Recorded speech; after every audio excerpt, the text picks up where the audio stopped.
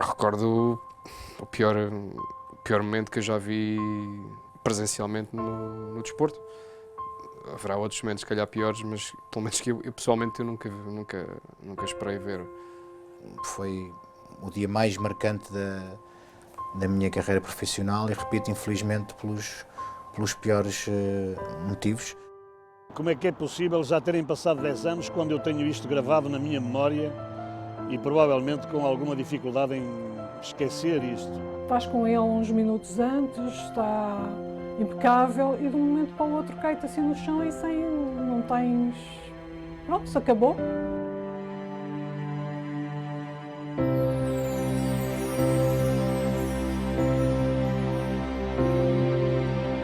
Esta era a notícia que ninguém queria dar.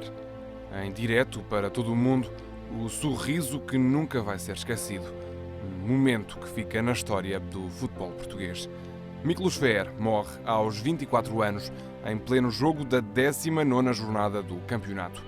O Vitória de Guimarães recebe o Benfica, resultado final 1-0 para as Águias.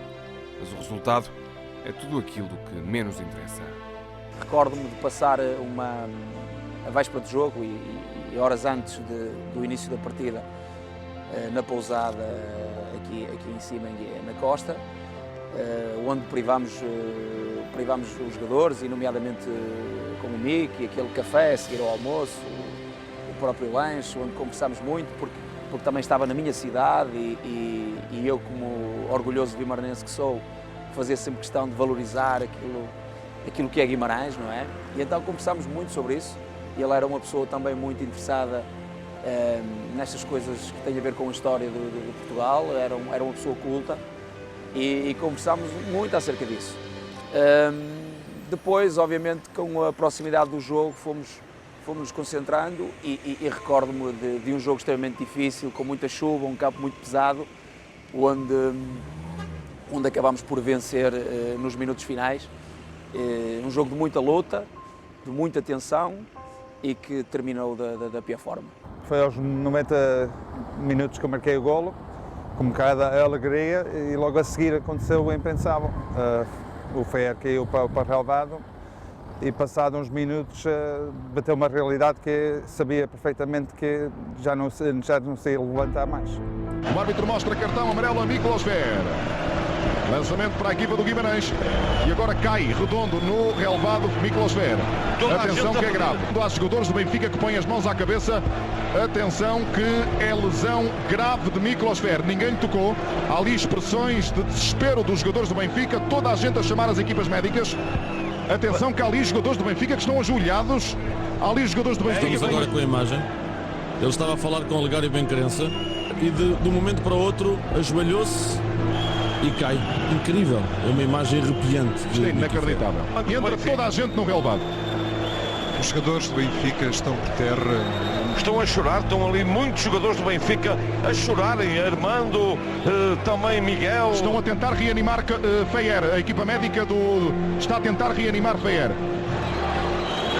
Está toda a gente de mãos na cabeça, toda a gente a chorar ali no relvado. Atenção que é mesmo muito grave. Estão a tentar reanimar Miklos Feher. Eu próprio começo a não ter palavras, porque também confesso que estou muito emocionado com este momento. Os jogadores a rezarem, olhando para o céu. Olhando para o céu, que chorava. No relevado, as expressões eram de pânico. Nas bancadas, o silêncio gélido deu lugar a aplausos e a um entoar do nome Mickey Feher.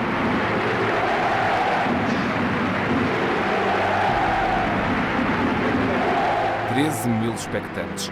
13.000 à espera do milagre. E é aí que as várias equipas começam o trabalho. Estávamos assentados no banco, o nosso serviço era só para dentro do recinto de jogo. E no momento ouvimos as pessoas aos gritos, onde reparámos que o Feher tinha naquele momento, ainda conseguimos ver, e ele a cair desamparado mesmo para trás. E então demos com o médico do Vitória e do Benfica a entrar dentro do recinto do jogo, e onde pediram o apoio de toda a gente que ali estava. E naquele momento vamos a correr, sentimos alguns jogadores com as mãos na cabeça e a chorar bastante. Foi aí que reparámos que a coisa era mesmo grave. quando fui um dos primeiros a chegar. Quando chegámos lá estava o médico do Benfica, um preparador físico, ainda me lembro, e jogadores e o médico de Vitória. Naquele momento estava bastante gente por volta dele.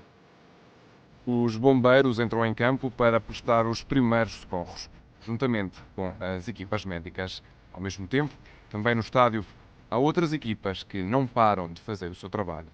Começo-me a perceber os jogadores da aflição, dos colegas, mesmo dos próprios jogadores de Guimarães, emocionados, bastante emocionados. O Tiago a pedir ajuda, a chamar o banco, a pedir ajuda dos médicos. E começo a olhar para a cara do Fer, não é? Que não via mexer-se. E comecei-me a perceber da gravidade da situação. É um misto de emoções. Estás preocupado com o trabalho que tens que fazer e, ao mesmo tempo, estás preocupado porque não percebes bem o que é que se está a passar e eu lembro muito da expressão dos jogadores, de olhar para eles, estar atrás da câmara e a fotografar ao mesmo tempo, não é? E eu lembro bastante da expressão dos jogadores. Não me lembro de ver na altura a cara de Fer, só quando mais tarde abri as fotos no computador e comecei a ver, que me impressionou bastante. Não me tinha percebido a cara dele. E nessas alturas é fotografar é complicado, é muito estressante. E eu acho que a câmara à nossa frente funciona um bocadinho como um escudo, que não nos deixa viver muitas emoções. E então conseguimos, acho que nos ajuda a trabalhar nessa altura e a não falhar a reportagem. Já nas bancadas, impunha-se um sentimento forte. E o que eu sentia foi algo que eu nunca experimentei na minha vida.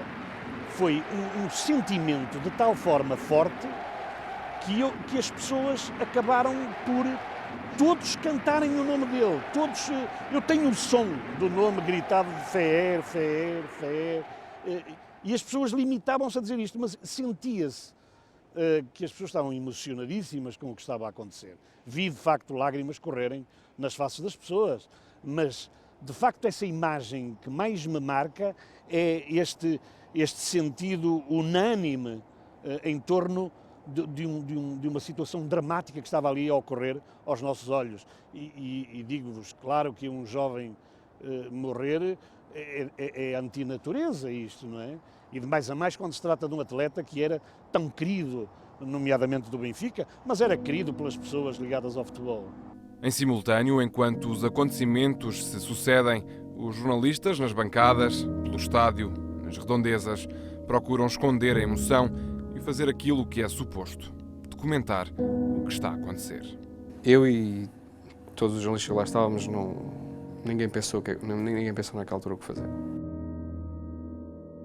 O desafio que é feito a quem tem a obrigação de fazer a crónica do jogo, em que de facto percebe que a crónica do jogo deixou de ter o mínimo de interesse. O que interessa de facto é a saúde do jogador, é o que aconteceu, é o que vai acontecer, que nós naquela altura não tínhamos a possibilidade de saber o que é que iria acontecer, e a crónica do jogo, mas também temos que a dar, ou tínhamos que a dar, e é um exercício que foi feito. Eu não sei se fiz bem, se fiz mal, naquela altura já não sei, é a intuição, deixamos guiar para a nossa intuição, e tenho a ideia do título, já não me recordava dele, a águia que canta no céu e chora na terra.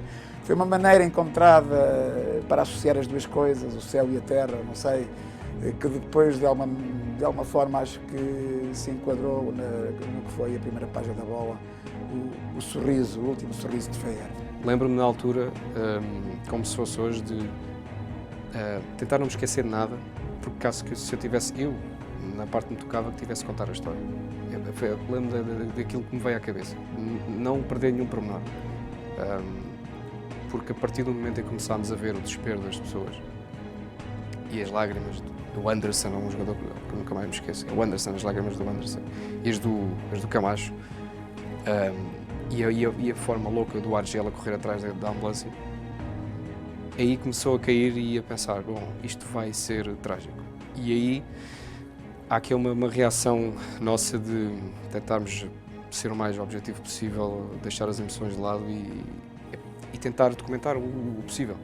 E recordo-me perfeitamente que uma das minhas primeiras reações foi mandar-lhe uma mensagem, uma SMS, a dizer qualquer coisa do género: não sei o que se está a passar, espero que leias esta mensagem em breve, porque será bom sinal, uma coisa assim do género.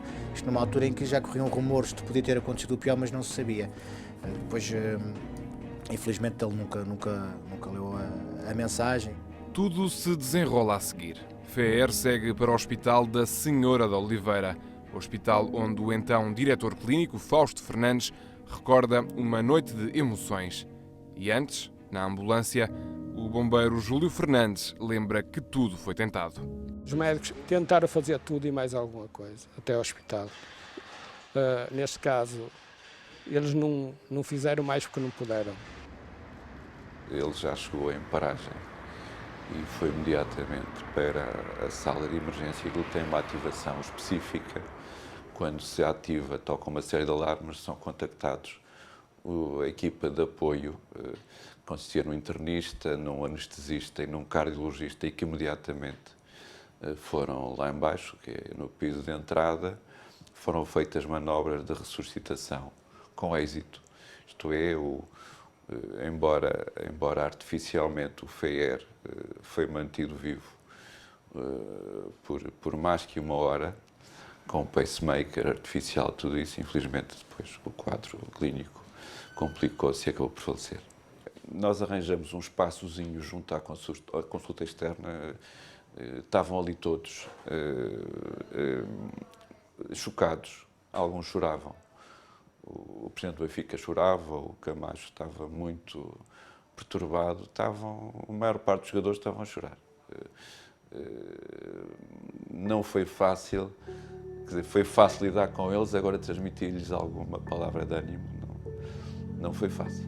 Hoje, cerca das 21h45, entrou no nosso serviço de urgência o jogador Miklos Feher, de 24 anos, em paragem cardiorrespiratória. De imediato foram efetuadas todas as manobras de emergência e medidas de suporte avançado devidas pelos nossos intensivistas, por 2 anestesistas e pelo especialista da UCIC de cardiologia. Estas decorreram até cerca das 23h10, sem sucesso, tendo o jogador vindo a falecer. O corpo do infeliz atleta vai permanecer na morgue a fim de amanhã ser submetido à autópsia, bem como a todos os exames periciais necessários para esclarecer as causas da morte. À família do infeliz atleta e a todos os esportistas apresentamos as nossas mais sentidas condolências. Era isto que eu tinha para lhe dizer. Muito obrigado. Lembro-me o que é que me custou mais. Basicamente uma pergunta tão simples, que é perguntar a um familiar de um jogador que estava muito perto de mim, à porta do hospital, e perguntar-lhe tão simples quanto isto, porque eu tinha percebido que tinha recebido uma mensagem desse mesmo jogador, essa pessoa, esse familiar, e perguntar-lhe tão simples quanto isto: ele está morto ou não? Eu nunca pensei mais em perguntar isto. A nossa vida é falar sobre futebol e não sobre a vida ou a morte. E de facto é as perguntas que nunca se quer fazer, mas tiveram que ser feitas. As perguntas que tiveram de ser feitas para um jornal que bem cedo ia estar nas bancas de todo o país chocado, triste e com uma última imagem, um sorriso.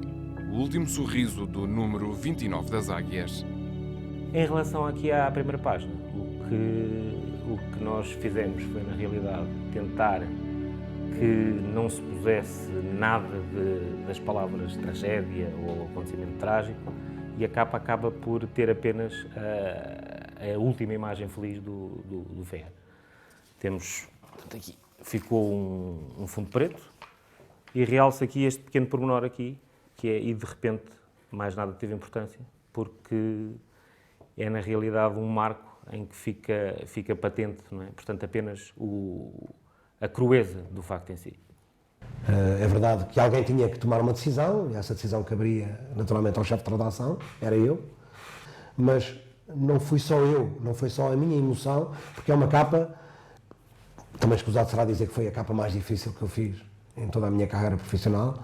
Eu na altura era chefe de redação da Bola, repito, e em 30 e quase 2 anos de carreira como jornalista nunca tive tanta dificuldade naturalmente em fazer uma capa, porque ninguém quereria fazer nunca uma capa daquelas, mas era uma capa que eu sentia que só podia viver e só podia resultar da emoção do momento, daquilo, da maneira como nós sentimos a profunda tristeza que aquele acontecimento, da forma como ele nos tocava. São capas que do ponto de vista técnico não são difíceis de fazer e do ponto de vista estético têm que ser contidas, não podem ser muito exuberantes, mesmo na exuberância da dor, digamos assim. Tem que ser capas que transmitam ao mesmo, de um modo mais simples o que depois o leitor vai sentir ao recebê-las, digamos assim. E estas foram capas que ficaram na retina. A primeira, a segunda como continuação, ilustrando o percurso e sempre o sorriso do húngaro que perdeu a vida a jogar à bola. Mesmo a terceira, onde está patente a união no mundo do futebol.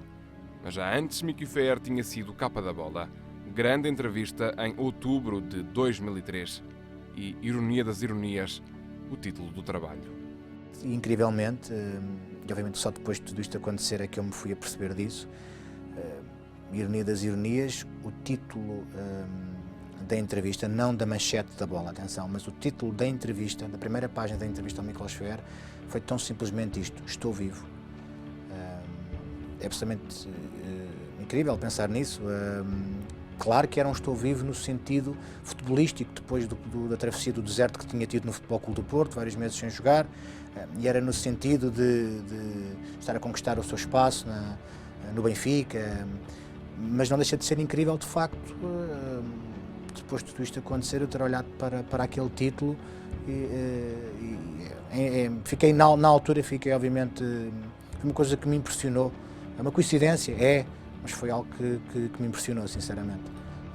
E o título da entrevista, O Estou Vivo, no fundo reflete toda a energia que ele tinha, os projetos que ele tinha, quer a nível pessoal, quer a nível profissional. Estava, de facto, numa fase determinante da vida e da carreira. E, portanto, O Estou Vivo transmitia essa energia que ele tinha perante os desafios que tinha pela frente.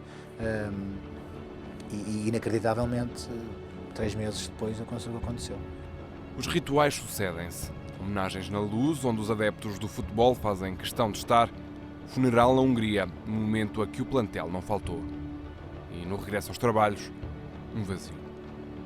Foram momentos complicados, momentos difíceis, em que havia um vazio por preencher.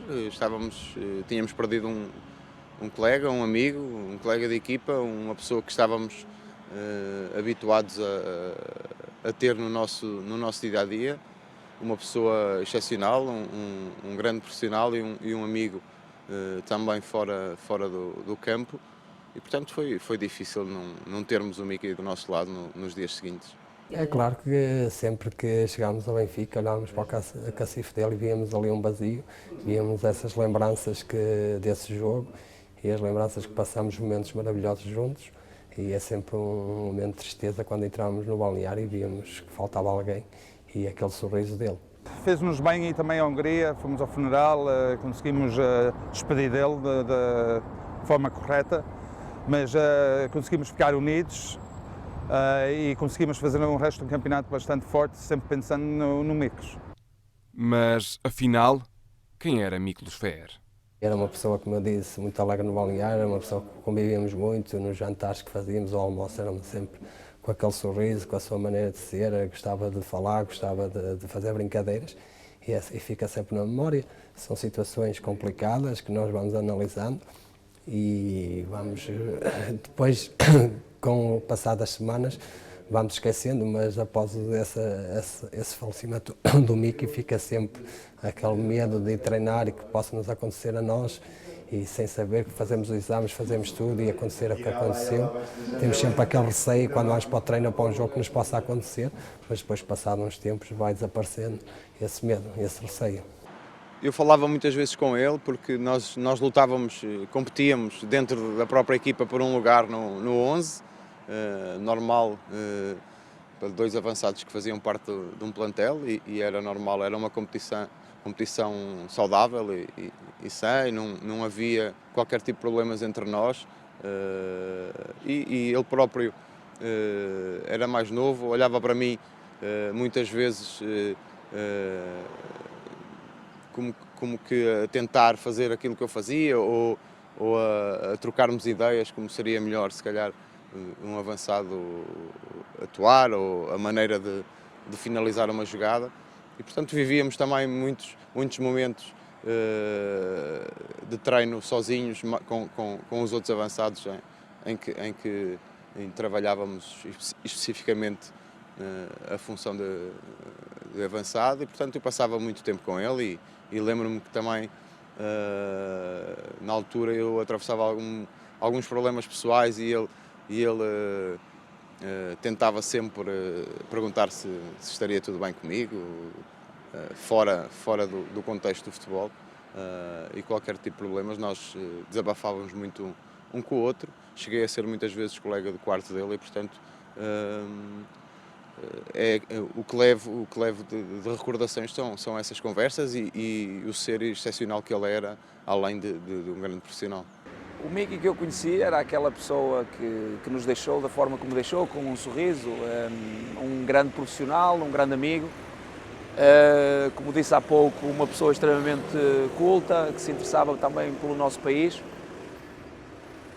um jovem à procura do sucesso profissional, um homem que tinha casamento marcado, que era um homem muito feliz, onde a vida lhe sorria, à exceção, como disse, dos aspectos profissionais que ele não era muito utilizado, mas era um jovem que eu tive imenso prazer de ser amigo, de privar imensas vezes, de jantar, de almoçar.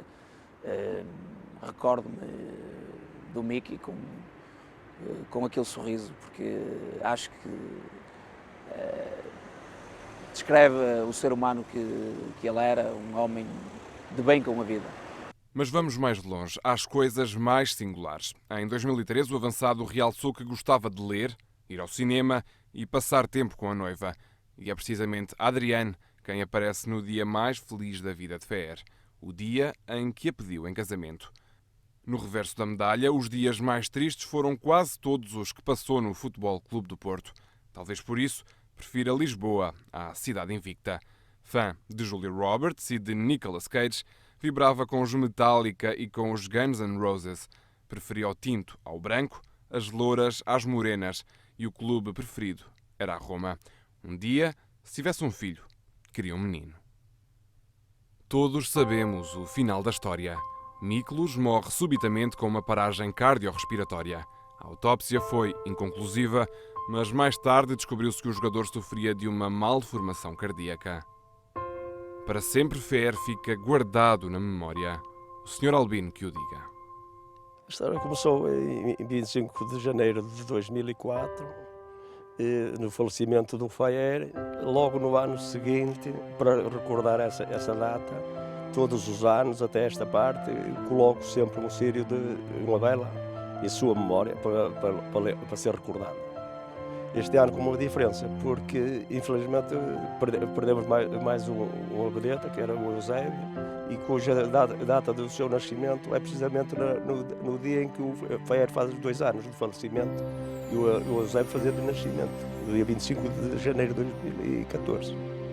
Em geral venho acompanhado com um círio de luz, da vela, e coloco sempre no local mais ou menos, até, inclusivamente como cristão benzo, e fico comovido, não é?